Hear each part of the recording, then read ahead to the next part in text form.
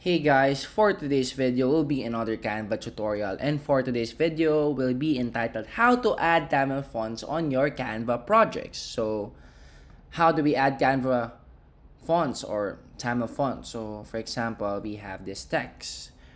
As you can see in this text and this fonts, we don't have any Tamil fonts here. None. So how do we add a Tamil font? So first we can go here, Tamil fonts, input tools. So try Google input tools, select this one. So let's say that you want a Tamil font, let's say join us now. And just put this on Tamil, which is in here. So again, if we type,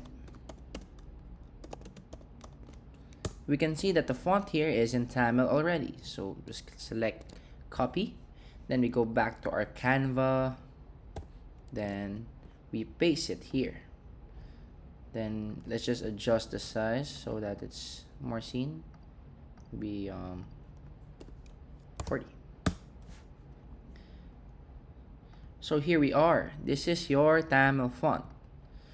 So that's how simple it is. We just utilize a tool used like Google input tools. So once we utilize this tool, we just put out the text or the message that we want to here, copy the file or the font, then paste it on your Canva.